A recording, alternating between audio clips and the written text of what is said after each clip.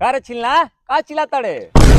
देख अपना लड़का के समझा दे तो लड़का बिगड़ल चल जाता। का भाई काहे खिसिया तड़, लड़का हमार का कइले बा। कह तरह का कइले बा, बहुत कुछ कइले बा। का तहार बकरी चुरैले बा, ना का तहार बैगन तुरले बा, ना का तहार घर लूटले बा।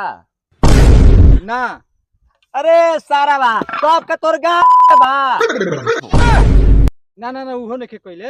ए मर्दे तू कैसन आदमी बाड़, हमार लड़का कहत रहा हई कइले बा हौ कइले बा, अब पूछत त कहत रहा कुछ कइले ही नइखे। हम कहत तनी कि अपना लड़का के समझा जा, दिने पर दिन लफुआ होखल चल जाता तार लड़का। हमार लड़का हमारा से बेसी तू ही जानता ओकरा बारे में। जान त हई कुदारी के बेटे धो के तहारा में घास दे हम, हमारा लड़का के जहाँ शिकायत कइल त तू।